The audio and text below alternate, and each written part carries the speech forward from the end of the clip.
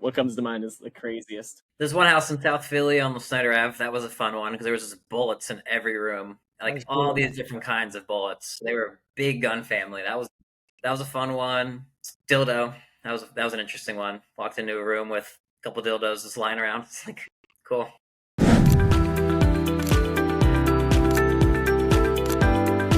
Welcome to another episode of the In Your Home podcast. I don't. I market. Now, Tony B is happy to. Would have to be Barclay Prime.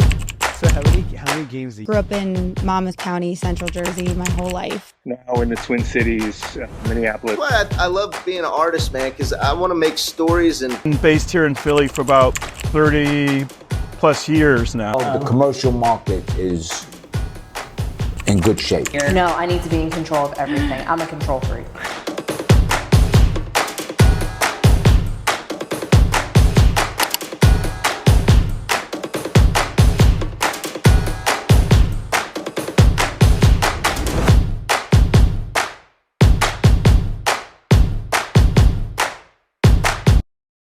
Welcome, everyone. Another episode of the In Your Home podcast. We have some interesting guests today as our first podcast with more than one person, and I'm going to let them introduce themselves right now. John Sanborn. Alex Capozzolo. Tell us a little bit about you guys. Yeah, so John and I started Brotherly Love Real Estate.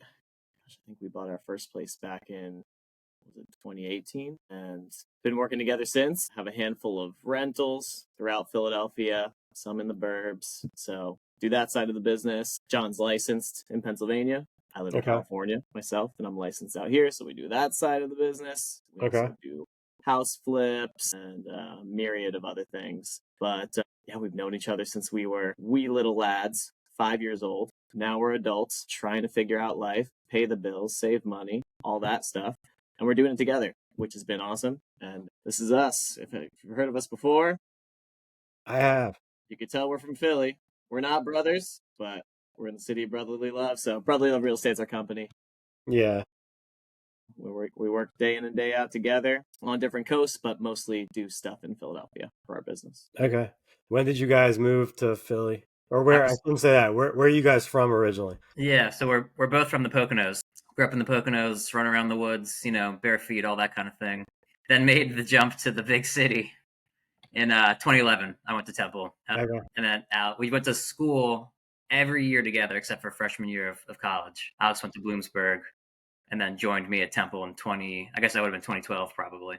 And then I've been down here pretty much since. So I bounced around, lived through Temple, and then Manayunk for a little bit. Bought my first house in Brewery Town, and now I'm back over in Roxborough. Okay.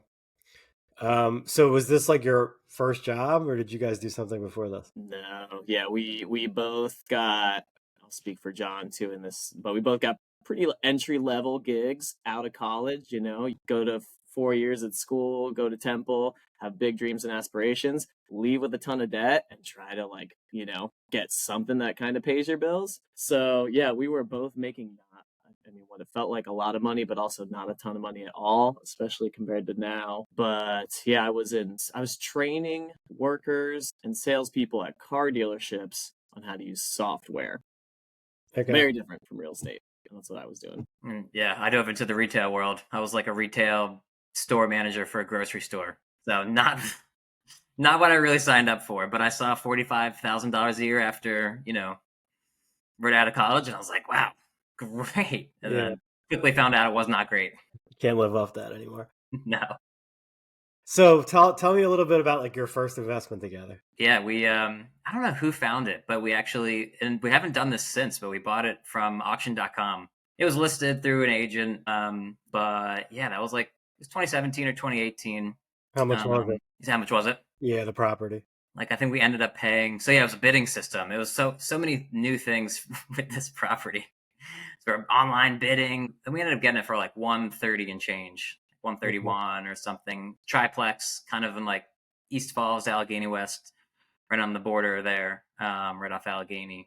Pulled in two parts. We bought it, but we didn't have the money, so we pulled in a family friend to help finance our portion, and then two other partners who had experience, boots on the ground experience with renovations and refinances, the whole thing. So yeah, that was 2017, 2018, and gave us proof of concept that like, wow, this is real. I can make money on this, and we were kind of hooked after that. Did you have to do a lot of work to it? Or? Like a medium rehab. A lot of the plumbing, electrical was already good. We didn't do much to that, so it was more like kitchens, baths. I think we added HVAC and paint and floors. So like a medium rehab. Yeah. And it was a flip, or you rented it? We rented it. Yeah, we still hold it.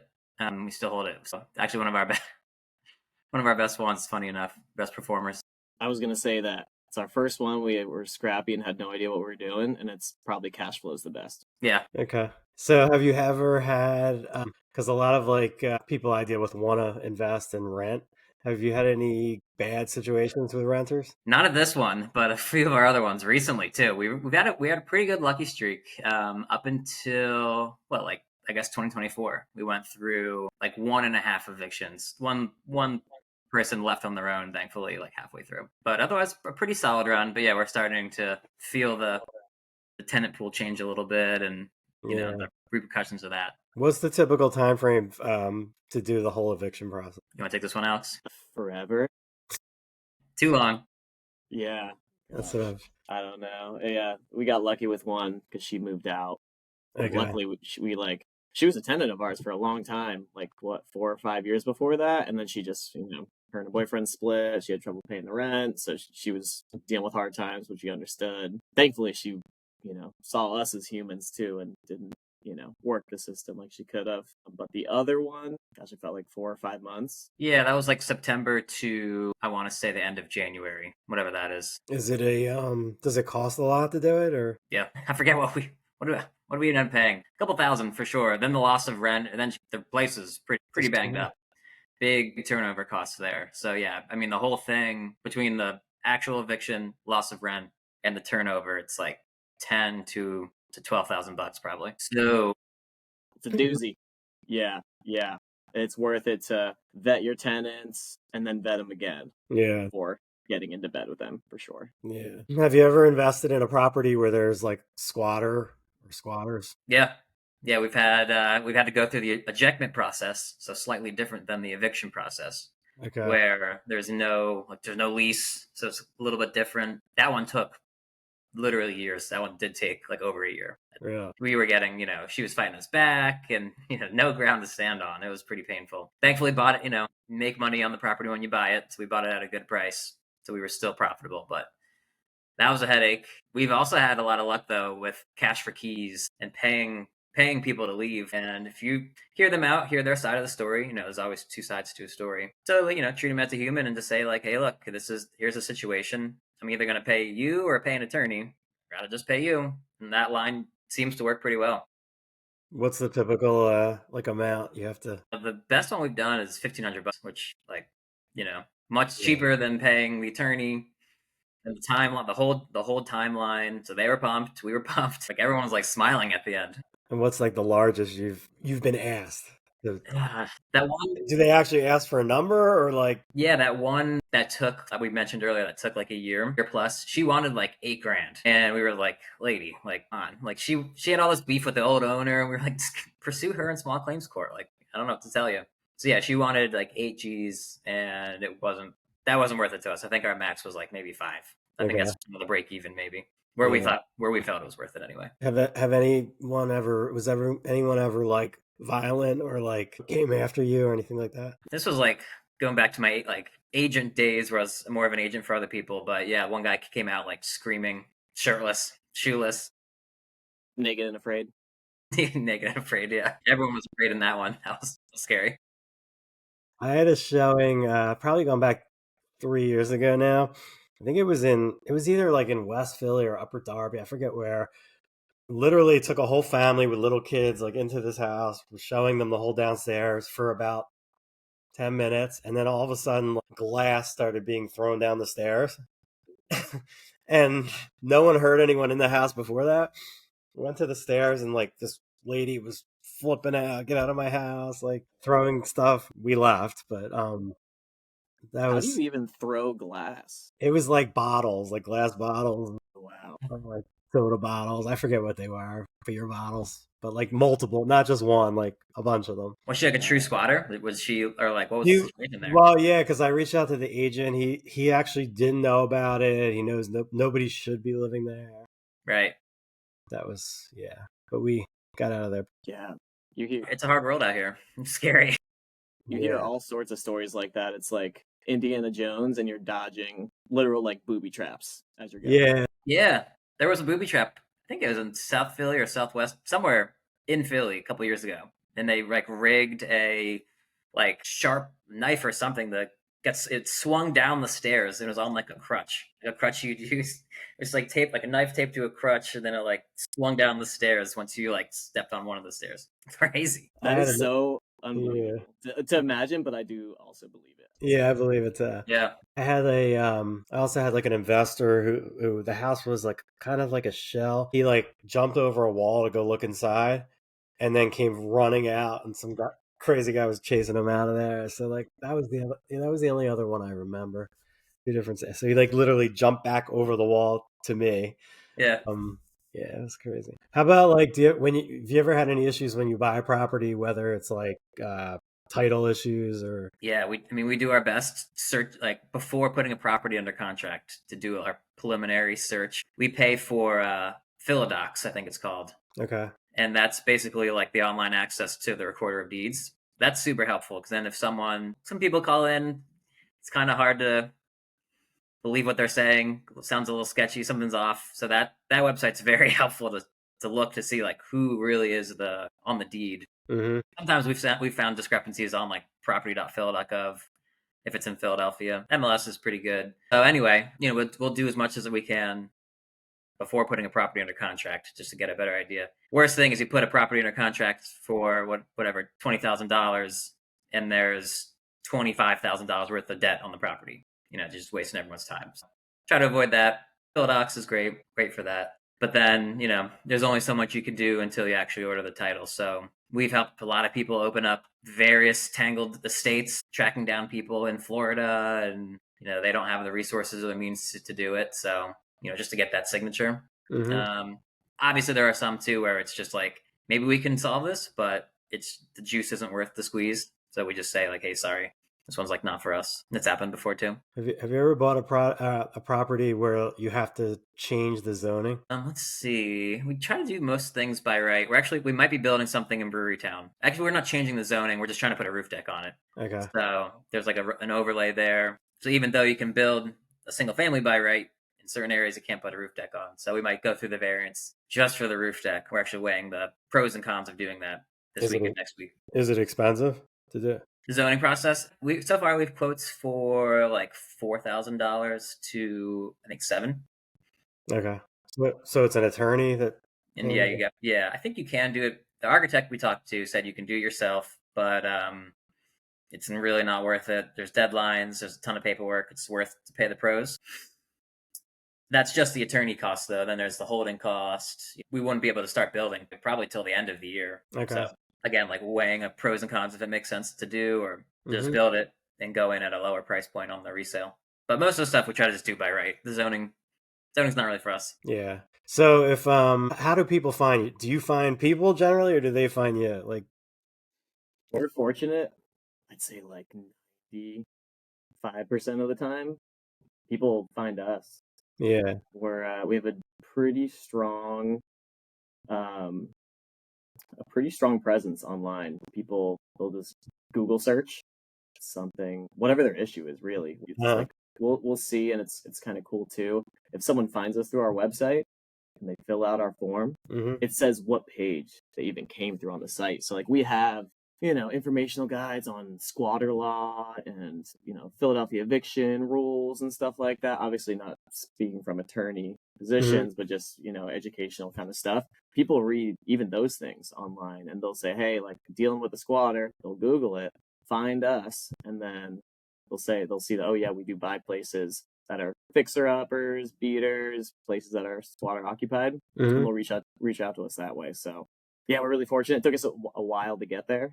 Okay. I remember the days when John and I were, cold calling, door knocking, foot to the pavement and just really being scrappy, right? Going to auction.com, trying to just figure out this whole real estate thing. And it was, admittedly, it was a struggle. It was really tough. It definitely felt like a grind. It wasn't cheap.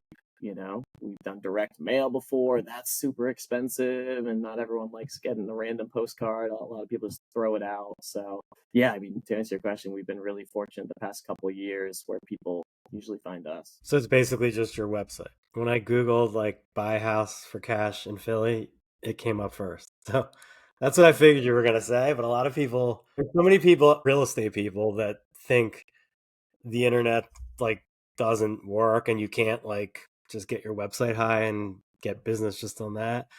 And I've done it. I've been on the first page. I go off of like it's a job, but it does work. Yeah. What kind of stuff did you rank for? Was it more retail stuff? Philly Realtor, yeah, or like what's your home worth? I'm still ranked pretty high on that. Or what's your home worth? Philadelphia, something like that. Those are tight competition. Those ones. Yeah, but I used to see you guys all the time before we even discussed it, and your name is pretty good. Appreciate it. Yeah, we were shocked that it wasn't taken. We made the company. We were like on the state's website, and it was like, wow, this is actually available. Like, okay, cool. It is pretty much a full-time job. Like, that's a lot of what Alex does during the day. Yeah. And we've gotten better at outsourcing, content creation and everything. But yeah, it's no joke. So it feels like we're running two companies sometimes. So I don't do what you do, but I like work with people who do what you do, and I'm starting to notice it more and more and more. Like over the last year, I'll get like either a lead or I'll speak to somebody, and it used to be where like they just want to list their house most of the time, and now it's becoming like we just want an investor to buy it. Like, and I just feel like it's happening more and more and more, and I used to just like lose it, and I've learned now there's people like you that like can pick it up, and if I'm not going to do anything with it, I might as well like make some money off it, and it's been working well. But it's I feel like it's happening more and more, like in the last year. So you've been like referring those leads to like some of your investor clients? Yeah, some of them like just flat out buy them and do what you do. Some are like wholesale type wise, but like I don't know, it's just happening more and more. You gotta do it. You're already there with them in the kitchen. You may as well say, hey, I'll buy your house. Yeah, I've thought about it a couple of times. I might still do it, but I don't know if I want to handle the tenants and stuff like that, just because. Yeah, some are cleaner than others. Some are like, all right, all I have to do is clean this. Like that's what a lot of them. What we do is we just clean the house out, and then just resell it.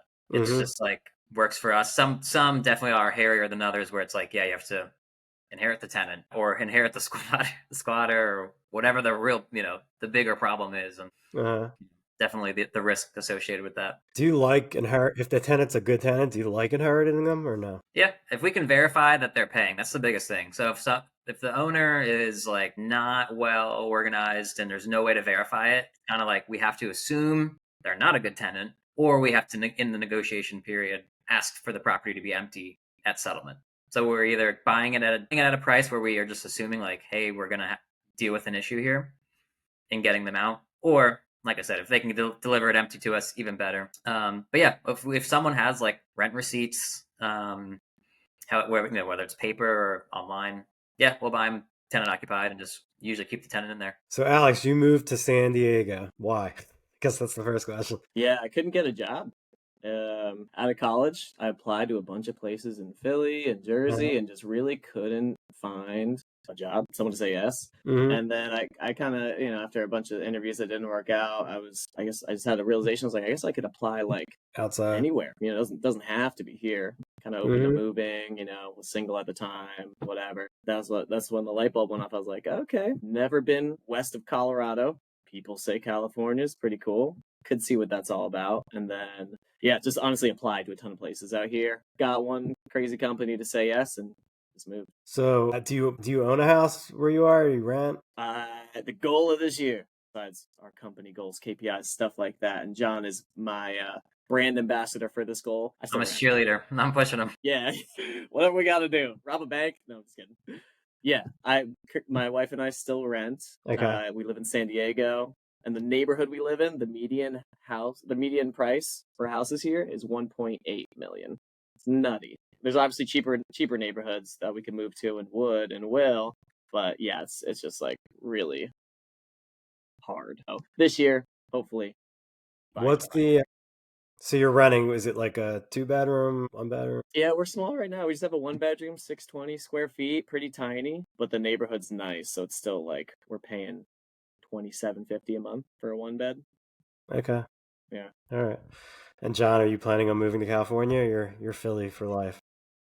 I don't know about life, but I'll be here for the foreseeable future.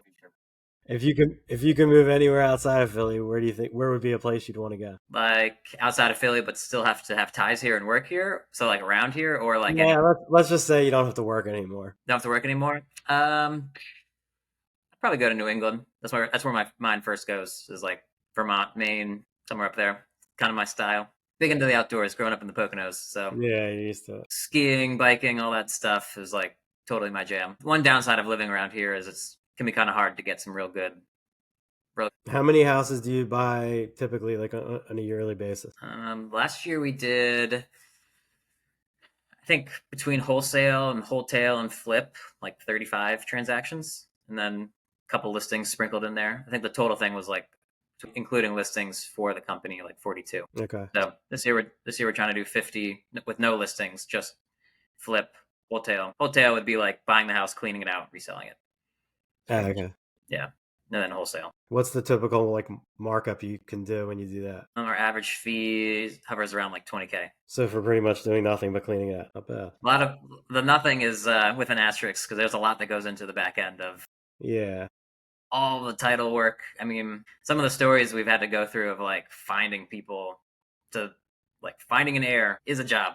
Mm-hmm. Even though we're not, hiring contractors and stuff, we're still hiring private investigators and, making a lot of awkward phone calls and then getting people on board. Because a lot of times people are like, who the heck are you calling me? Yeah. I want nothing to do with this house. I hate this family. Blah, blah, blah, blah. So sometimes it's like, you got to Dr. Phil it for a few months to get them on board. And so there's a lot of work in the background. Mm-hmm. Sure. Yeah, dude. The amount of family trees you have climbed that are just huge with so many branches, so many layers, pine cones hitting you in the face as you're going up. Like, it's crazy. And, that's really right. Like the extra stuff that we do. And we've done plenty of those too, where like it also hasn't worked out. It's like, okay, deal didn't work out. Or like, right, you get 8 siblings on board, but there's literally a 9th sibling that's like, no. Yep. And that's it. So, yep. There's a lot of work that just goes nowhere too. Is there any have there ever been a deal where you actually like lost money? Have we lost money? I don't know if we have yet, or like so minimal. Right. I'm hard pressed to say we haven't lost money, but I can't. It's never been like a huge amount. Maybe like 2 or 3K. Yeah, I can think of a few now. Like we had a List Pendas that went bad, so we lost like the List Pendas money. That was like $2,500. We're actually about to pull out of like an industrial deal where we found a underground tank buried. We'll lose money on the phase 1. It's kind of cost of doing business though. Hang on one second. Yeah, no problem. Yeah, baby. I thought about wearing mine. I've been sick all week. No worries, man. Yeah, there's something going around. Yeah. What was I going to ask you? Is there what's the weirdest thing you found in a house? John has a couple good stories. John's literally going to write a book one of these days, and it's just going to be titled Philly. But I'll let you. What comes to mind is the craziest. There's one house in South Philly on the Snyder Ave. That was a fun one because there was just bullets in every room, like all these different kinds of bullets. They were a big gun family. That was a fun one. Dildo. That was an interesting one. Walked into a room with a couple dildos just lying around. It's like cool. The time that we trying to think inherited all those cats or whatever. Oh yeah. Bought a house once with eight cats, so we had to rehome 8 cats. Didn't do the typical like just open the door and kick them out. So yeah, I found some weird things, like a lot of weird toys that don't exist anymore. I went in Temple once. I saw like a sign. It was actually funny. The house was disgusting. It was students, but there was like a nice sign saying like, if you need a tampon, please take one here and like dispose of it. And it was done so nicely, but everything else in the house was like horrible. Gross. One thing they kept in good condition. It was such a nice sign. Yeah. Yeah, I'm trying to think what else. I definitely found some weird stuff. What else? Do you have a preference in neighborhoods that you invest in? Is there any one neighborhood that... We have most of our rentals in 1-on-1, 2-1, and 3-2. And then we kind of just started there and kept buying there. And then we have, one in Delaware County. It might be what we do as we transition from, well, we're going to keep flipping this year, keep wholesaling, get Alex into a personal, and then we'll jump back into the acquiring more rentals. Then when we do that, we might have a different strategy of going to some nicer neighborhoods, suburbs. We'll kind of figure that out once we are ready to revisit it. Have you done any work in California, like investments or? No, close. Yeah, we had, because we tried to do the same marketing strategies out here too. See how people find us online. Did pretty well, got ranked. Took a lead all the way from under contract to like a week before it was supposed to close, and then it majorly blew up. It was like maybe some deed fraud going on, and like the people who we were working with were pretty far removed, but still semi-related-ish to the owner, something like that. And then they were also probably druggies, so it was a whole huge mess. Definitely druggies. Yeah.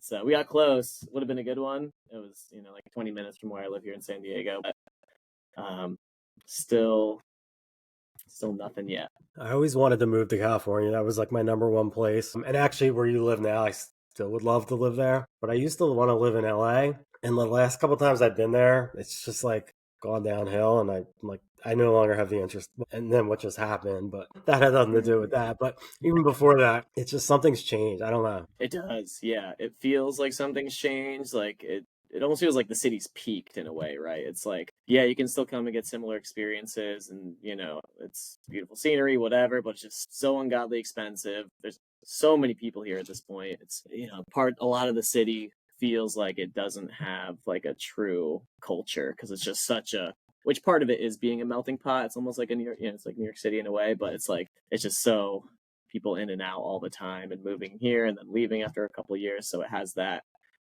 kind of, vibe around town. So when you buy someone who lives in San Diego, when you buy a property that needs a ton of work, do you have like one go-to contractor, or what do you basically do? Yeah, we have one go-to cleanout guy. I have a couple other backups, but usually our go-to guy is fast enough, cheap enough, so where it makes sense. Just to use him. So I was calling him first. Then after that, Alex and I talk internally. Hey, should we just resell this one? Should we take it a step further, get it just cleaned, like hire a cleaning company and sell it? Or should we take this through and do an actual renovation? We don't necessarily have a go-to like GC. Mm-hmm. We're still actually in the process of really refining and selecting like a go-to guy. But we have a few people to hit up that we'll get bids from and go with one of them. If you're a GC listening, hit us up. Yeah. I always Oh, sorry. I was going to say, I always struggle to find contractors that are either good or like even available. And then there's the ones that tell you they're available and it takes forever. And I never know how to like really know if they're really available. Yeah.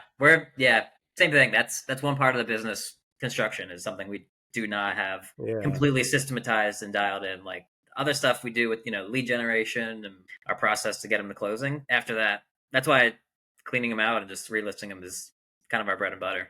Mm-hmm. Easier. Do you do the website yourself, or did you pay someone to do it, or continue to do it? Or paid a friend who developed it and at least did the looks of it, the interface and all that, and then we do some technical stuff ourselves, and then all the SEO we've done mostly in-house. I'm going to ask you guys some trivia questions about the Philadelphia area. Oh, John's going to stomp me, but I'll try. Some of them are probably really easy and some of them probably aren't, but let's start.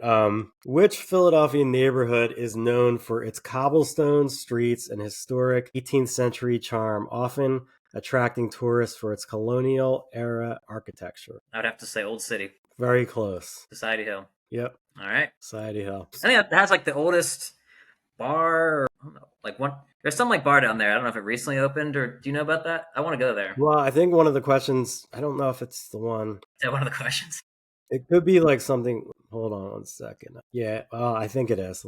I could be wrong. It's basically, which Philadelphia tavern is known for being the location where George Washington planned the Whiskey Rebellion? And I'm not sure if that's the one you're talking about. I know. I was gonna say. I didn't know. I don't like the name of the one I'm talking about. I didn't know this actually. I don't know. City Tavern. I don't know if that's down there. I was gonna say, is that in Society Hill? I'm not sure if it is. I have to look it up later. Yeah, me too. But I didn't even know that actually happened. That's cool. Philadelphia is home to the oldest continuously inhabited street in America. Can you name it? Continuously inhabited? So like people living there. I know this. It's On on the the tip of my reg. tongue. It's Don't say down. It's down in the same area also. Yeah. Alfred Sally. Alfred Sally. There it is. Yep. I knew it was an E. All right. This one I didn't know either. This Philadelphia neighborhood was once known as the workshop of the world due to its industrial past. Can you name which neighborhood it is? Say like Fishtown or Frankfurt or Close. Tacony, something like that. Yeah. Kensington. Yeah, okay. Yeah. There we go. Yeah. That's definitely changed. All right. Which Philadelphia sports team is the only one to have won back-to-back championships in the city history, and in what years? Definitely not the Eagles. The Flyers. Flyers, like in 73, The 74. Broad Street Bullies. Yeah. You guys probably weren't alive. Nope. 81. I was and barely 82. alive. Yeah. So when was it? 70s? 73, 74. Yeah. What else? Cheesesteaks are like known to be like a Philadelphia staple and the thing that everybody talks about when you're talking about Philadelphia food. What are like two other things that like to you guys like should be talked about more than that isn't in Philly? You want to take one, Alex? I'll take one. You should take both. I was gonna say Alex looks pumped. I was gonna throw one out there. You should take both. Okay. I personally, this might get me in trouble. I think pretzels are pretty overrated. That always gets brought up after cheesesteaks, and I can take them or leave them. That's me personally. If I had to say, I would say like a roast pork, like Nick's roast beef in South Philly. That's like so good. That, and then I mean it's kind of any kind of hoagie place, but like I was in a place up by me, TNF Farmers. This lady was coming back home for like a vacation. She was like, I can't get a good hoagie anywhere. I feel like I have to come here. So I was just like, I think it's just like the long roll in general. Mm-hmm. So my thing with pretzels, like I also don't think they're that special, but I do think that a pretzel in Philadelphia is better than a pretzel like at least anywhere else I've been. Like New York City has those pretzels where they like you buy them at the stands and they're like enormous and like so much bread, but to me they don't taste as good as the ones in Philly. Where would you like say if you had a friend coming to visit and like, all right, I really want a pretzel, where would you take them? That's a good question. I don't even know where I would be. There's no exactly. So, you know, it's like actually shocking. Like 7-Eleven has great pretzels. I mean, yeah. And maybe it's not all of them. It might just be certain ones, but there's one in like near Chestnut Hill, and there's actually even the one in it's like near Temple. I don't know what they do if they like cook it. They're like crisp, but I don't know. They're good. Okay. It would probably be the last place anyone else would ever like say like go get a pretzel. But yeah, but the Wawa ones I think are horrible. Yeah, they're cardboard. Yeah. They're gross.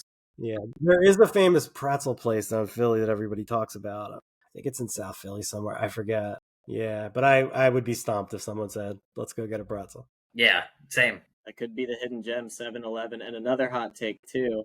Maybe not that hot because you said the pretzels aren't great from Wawa, but Wawa going downhill. Well, I was going to ask you guys about that, but like I didn't know if you were around when it was good. Yeah. I remember getting like hoagies there years ago, and it was really good. Everyone would be like, I can't believe how good the Wawa hoagies are. Yeah. But now it's just totally different. I can't even like describe. I don't know why, because I don't remember why they were so good back then, but they're different. I would agree with what you just said. Yeah, I can't put my finger on it. I can't just say like, oh, it's the meat, it's the bread. Like I don't know exactly, but they're maybe it's just everything. The quality of their ingredients just are bad now comparatively. Like before, I would go like, oh, there's a Wawa, great, I can get my hoagie for the day and keep going. Mm-hmm. Now I don't even consider it. I'm looking for something else, like last resort type thing. And now I heard Sheetz is coming to town. Really, they're breaking in here, which I've been to. I didn't really think it's that special. See, us coming from the Poconos, it's kind of an interesting. They're kind of both up there. Like if you go a little bit more north, like towards Scranton, or like a little bit more west on 80, like you can get Sheets, but then you could also get Wawa too. So we kind of had both growing up. Yeah, I mean, whatever. They're pretty similar. Wawa got cocky. Yeah. Yeah, too big. Right. Yeah, too big for his. They did. They were What's top your of the market now? Go to cheesesteak place, Brett? So I don't get cheesesteaks often because I just feel horrible after I eat them. Yeah. So it's really been a long time, but like I keep saying I need to start doing it because I know there's so many like good ones. Like people talk about specific ones. The last one I remember getting was at Del Sandra's, which I loved, but I hear there's others now. Do you have like one? My tip real quick would be, yeah, because I also most of the time feel like crap after eating it, so I just try to eat like half of it and then save the half for like That's the probably or something. Yeah, just yeah. avoid all the grease. Rocco's attached to Home Depot is a lot. Yeah, I've never gotten one there, but I know the place. You know this. You can probably smell it from your computer. It's Mhm. so good. So that's good. And then there's an actual restaurant. It's called Bad Brother in Fairmount, and their Okay. cheesesteaks very very good. Okay, that's probably one that like I've never heard. I know the restaurant. I've never heard someone say that. Really, I So that it could think be it's a very good. it could be a hidden gem that nobody knows about. Yeah. I'm trying to think of what else. So if you had a guest coming to Philly to visit, what would you say are like 3 things that like they have to do? What kind of friend? You pick it. I guess a fun friend. Okay. And they've never been here. Never. I mean, I definitely would take them to like Old City, and I'd probably start up by like Independence Hall, and then we'll kind of walk south. Show them around that area. Because you got to see it at least once. You got to see it, experience it, and yeah, like Society Hill, see all the old houses. Like such an amazing neighborhood. So walk around there, walk around the art museum. Same thing.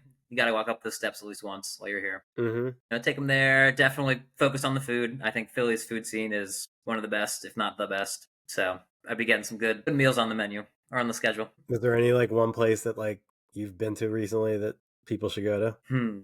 Recently, not in Philly actually, but it's right on the border. Was Lark in Balkenwood? Basically, yeah. That was really good. Yeah, it was good. I didn't even know that whole little section existed. Yeah, it's like hidden. Yeah, there's a cool coffee shop downstairs. It's right on the water. It's neat. Yeah. So would you say, in general, is Philly a good market to invest in real estate?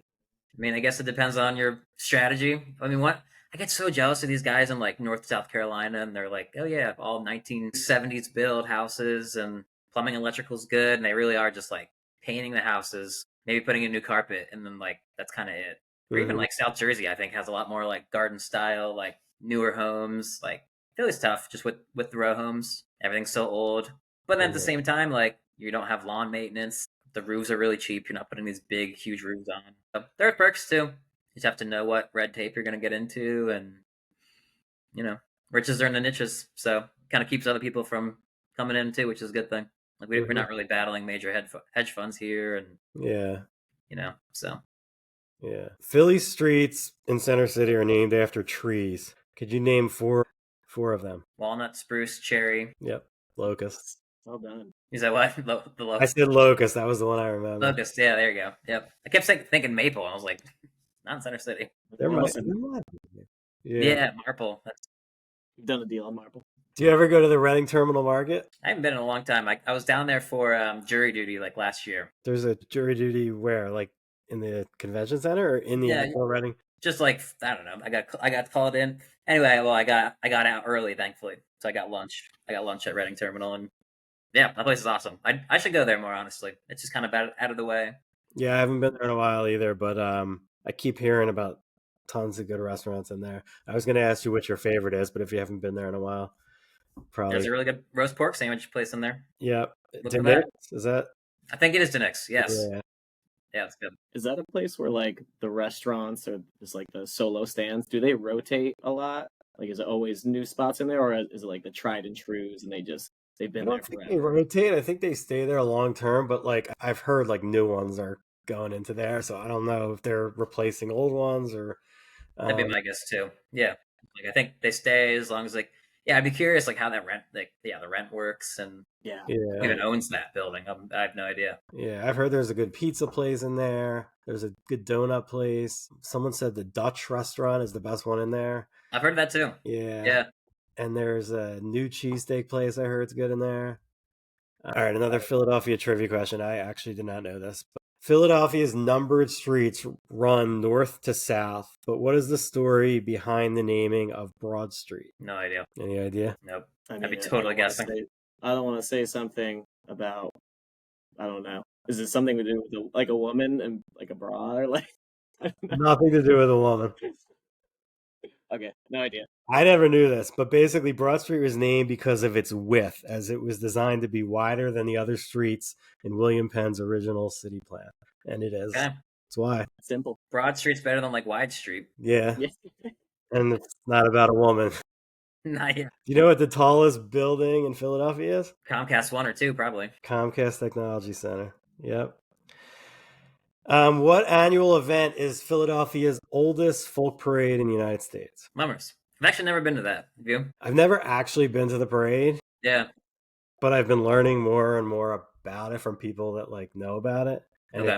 it's like more like it's like a cult. Like these people join these like clubs like from different neighborhoods, and like it's like part of their life, basically. Yeah. It's not just the parade. Like they have like a clubhouse, and like it's just like a whole Okay. Like a whole other, society. Yeah. And like when I was younger and used to see the Mummers Parade, I used to think they were these like talented people that did, and they're basically like a bunch of people that go get drunk and just Yeah. put costumes on. And I didn't know that till later in life. But that's pretty much what it is. What else? Do you have a favorite? Well, you told me. Do you have a favorite like restaurant in Philadelphia? I love Soraya in Fishtown. I like it. I like that kind of food quite a bit. Vibe is cool. One of our tenants actually worked there. Which Probably one? still works there. Which One of our one? old tenants worked at Soraya. That's right. They paid on time? What's that? They paid on time? Yeah, we were sad to see her leave. That was the other question. How do you find your tenants? Our one tenant just is like just refers all her people. Oh, really? Not really. Kind of. We have had a few Yeah. of our tenants just from her. She was like, "Oh, my friend's looking for a spot." She just seems to know everyone.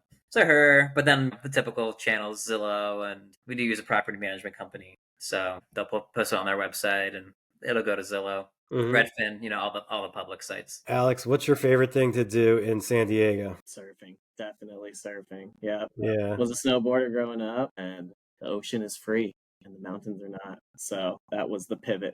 And I live way closer to the ocean now, so versus a mountain. This neighborhood was once a hub for the textile industry, and it's now renowned for art galleries. What neighborhood is it?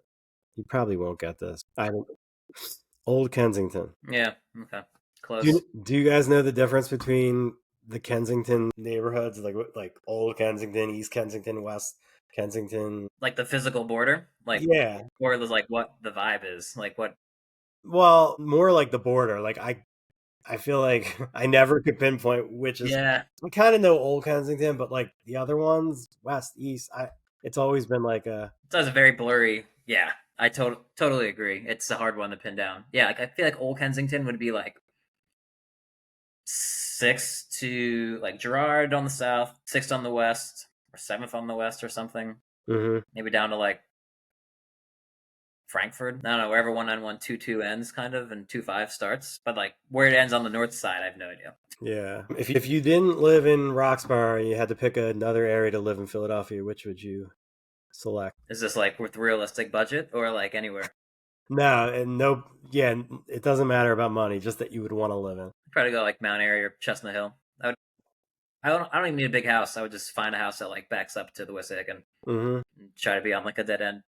Yeah, people in Chestnut Hill like never move. Yeah, they're lifers. There's a couple of streets up in like Upper Roxborough that are just like people have like 4 or 5 acres. You can't even see their house from the street. Like, yeah, they definitely have some hidden gems. So I would even consider like going to some of those. And Alex, where are you at, Brett? I'm in Northern Liberties. Oh, okay. Yeah, if I had to live like in the city core, that's actually where I would live. Is Northern Liberties. Yeah, I've like thought about moving like more to the heart of the city, but like every time I go there, I'm like, I couldn't do this every day. No. Yeah. So I'm kind of happy where I am. Yeah, where you are is great. There's so many places to like walk to, and there's so much going on. Yeah. And Alex, do you think you're like in San Diego for life, or? Yeah, probably. Got married a couple years after moving out here to someone who was already out there. Yeah. Can't handle weather below 49 degrees. So, we'll probably be here. Alex, if you had to move to Philadelphia, what neighborhood would you move to? Dude. I mean, I kind of like where you live, to be honest, like around Manayunk and stuff. I mean, that just is like recent trips in my head when I visited you. Yeah. We explored there a lot, but it's like, it feels the same, but different, but has character, but also isn't like totally crazy. Yeah, I'd agree. That's a good area also. What was it like on the Temple as a student?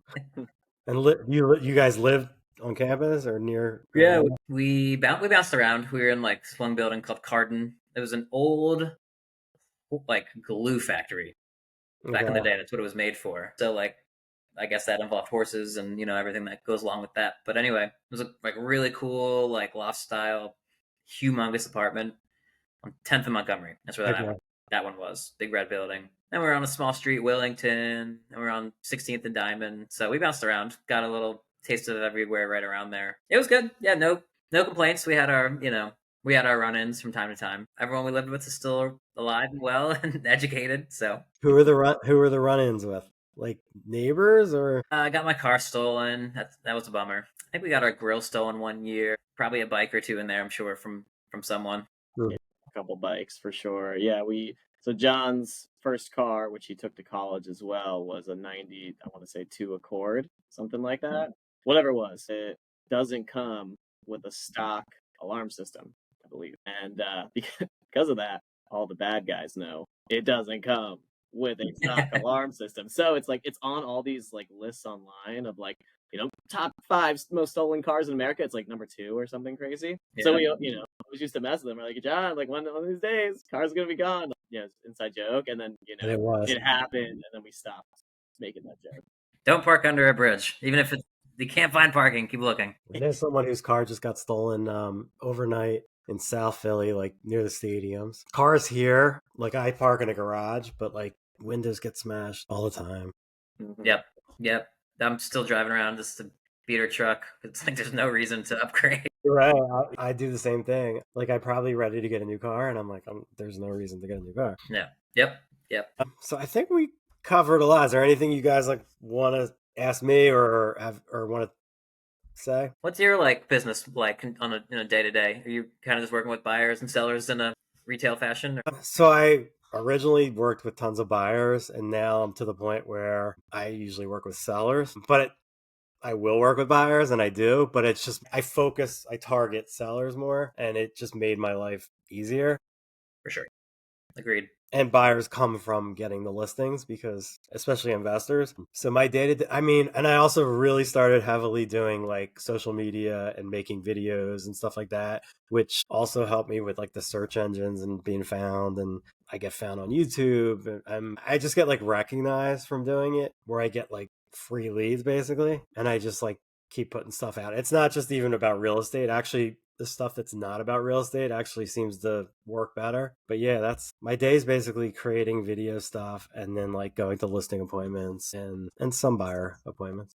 Dude, you should make a video about the soft pretzel 7-Eleven versus Wawa and do like a back-to-back. Good idea. Yeah. People would have something to say about that, I'm sure. I can't tell if I'm crazy, like that I think the 7-Eleven pretzels are good, because whenever I tell someone, they laugh and they're like, I can't. That's a good idea. I might actually do a video on that. That'd be a great video. I would watch. The 7-Eleven ones are like, it's almost like I don't know if they're toasted or something, but I don't know. And again, I don't know if it's every 7-Eleven. When you go in and be like, hey, why are these so good? I was just curious, what's the secret? Or they're stale and got like hard and I just like them that way. But I don't know. They have a different taste. And it might just be the two that I'm talking about. But I never liked the Wawa soft pretzels. I used to love the hoagies there. I've gotten a lot of stuff at Wawa, but like just for some reason. They still do the pizzas there? I've had the pizza, yeah. Do they still do it? They do it. They do it like after I think 4 or 5 p.m. only. And I got it one time. I was in a rush. I was going to like my son's hockey game. And I saw it on the sign. I'm like, I'm going to try the pizza. And it comes out like so hot, hotter than any pizza I've ever gotten. And I like burnt my mouth off rushing to this hockey game. I didn't think it was like horrible. It was all right. But like, yeah. I had it once. Same. I was like, all right, this isn't the worst. This isn't the worst pizza I've ever had. Yeah. Like for Wawa, I actually thought it was good, but it doesn't compare to other stuff. I've had a lot of people tell me, go ahead, I'm sorry. Sorry, you can finish your thought. I was going to say, I've had a lot of people tell me lately, and like, again, I don't get pizza that much either, but like people have told me Philadelphia has the worst pizza, and I don't think I agree with it, but like, I don't know. I would disagree. It's not the worst pizza, but there's, like, pizza's so hard because there's like, are you thin crust? Are you thick crust? Are you sweet sauce? Are you not? There's so many variations of So it's kind of like, what's the playing field is like a hard, you know what I mean? Mm-hmm. So I don't know. I definitely have like my go-to spots that I enjoy over others. What are There's a place called Pizza John in Manioc. I think it's actually closing, and they're just going to focus on there's pizza or Bar John or something. Yeah, and actually, I know the what owner is like a realtor. She's an agent. I've done a deal with her. Like the owner's husband or something. Like very very good though. It's like fancy pizza though. You know, like the sides are like this thick, they're crispy and chewy. It's just quality stuff. It's good. Yeah. What about you? What's your go-to? I don't get it that often, but I like memorable was Tacanelli's. I thought that was great. Okay, That's the one where you have to like call and order your dough, which same. That's like yeah, I find is ridiculous because they have it there anyway. But like, yeah. but whatever. But I thought that was really good. I'm trying to think if I've had any. Yeah, some of these like ones that are like more like upscale, like Pizzeria Vetri and stuff like. I kind of like those too. It's different. Pizzeria Badia. Is that the one you're talking about, or is that different? That one too is good. Yeah, that one's very good. Yeah, but it's been a while since I've had pizza. Also, That's a good thing. Nothing wrong with that. yeah. Brett, So where do you see Philadelphia real estate market going in the next 1 to 2 years? Up, down, sideways? What do you think? So I never really know the answer to that. You get all the like ever since I've done real estate, they have like the experts say, and I feel like anytime the experts have said anything, it's always been wrong. But people still talk about the experts, so like I can't listen to what other people say. Like I don't see the pricing really coming down, at least from what I've seen. I think there's an overabundance of apartments like for rent, and they just keep building them, and I don't know. I mean, I see a ton of people moving from New York, but I don't know if they're going to be able to keep up with the filling them. Like, so when they don't fill them, what I've noticed is instead of reducing the rent, so far at least, they raise the rent. I don't know. But as far as like the activity to me, like it's still over the last couple of weeks, especially, it's been like pretty high. I have been noticing a lot of people call me to list houses where they already have like a sheriff sale notice, and they're like, you have to sell it within a few weeks, which I haven't seen in a while. So I don't know if that's a trend. But yeah, how about you? Do you see anything different or where it's going? Yeah, I mean, on the rental side, it's been a little tougher to fill vacancies than in past years. So we've definitely, kind of echoing what you said, we've felt that for sure. Mm-hmm. In terms of just business and transactions, people always need to sell for certain reasons, right? So that's, it sounds like you work mostly with sellers, same with us, for flipping or whatever. So, yeah, we feel like that hasn't really slowed too much. Yeah. But the people who want to sell, a lot of them really do need to sell, and it's like a huge pain point, right? Whether it's like the sheriff sale coming up or squatter, or they live out of state and it's vacant and it's falling apart. We definitely see a lot of more like problem properties lately. If someone called you in I don't know, Ohio, and said, we have a great property, it's really cheap, and it'd be a great investment, would you guys consider, or do you stick to certain markets? I'd say we'd consider at this point. Yeah. I mean, kind of back to one of the threads we were talking about earlier about, why Philly and Philly now, does it make sense for investing for us, and just our thoughts on that. If we could turn back time and do it all over again, would we have started buying rentals in Philly? I don't know. I think we would have been more open to other places, but we were comfortable with it. We were from here. John lives there. It was easy. Mm-hmm. Made sense at the time, and we had the resources and more connections and stuff. At this point, I mean, there's definitely like we have plenty of friends who live in different states, and they just rave about how landlord friendly places are, and it just seems so different than like, especially Philadelphia County. Even the nearby counties, it's like evictions are way easier and all sorts of stuff that would just make our day to day a little less stressful. So in that regard, we would totally be open to stuff. It would just depend, I think. Yeah. I've also like going back to what we were talking about before, like with interest rates being high, I think they've been high now for so long that the people that were like waiting for them to go down are realizing they're not going down that much that soon. And if they want to sell and move somewhere, they're starting to just do it. Yeah. Like kind of just giving up. It's not going to come down. Because again, the experts were saying when this happened, they're going to go down to 5, and they seem to be wrong with a lot of that. So I feel like they've just hit a point where like now the people that were like holding off or at least a lot of them, are like not holding on. That's a great point. I haven't thought about that. But yeah, I could totally see that. Like we always see a big surge of people right after the holidays, like January, February, kind of held off, for the holidays, which makes sense. But I see what you're saying. Like maybe they had like a 1 to 2 year runway of wanting to sell, so they're like, oh, let me wait. Yeah. Full 2 years. Hopefully things improve. I can get a better price because rates are lower.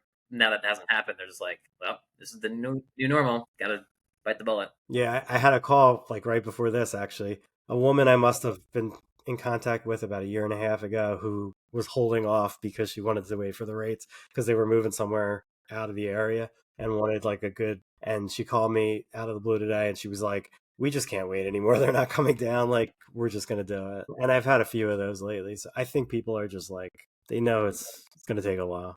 That makes sense. Yeah, good point. That's all I kind of have. If you guys have anything else you want to say or tell people how they can get a hold of you, or if you have any more questions, feel free. I'm sorry I was like dying. I've been sick all week. And yeah, you're good. Yeah, you want to take us away, Alex? Yeah, sure. And you sounded great, Brett, so no worries. Thanks for doing this as you were kind of recovering. I'm getting a little better, but it's been a rough week. Yeah.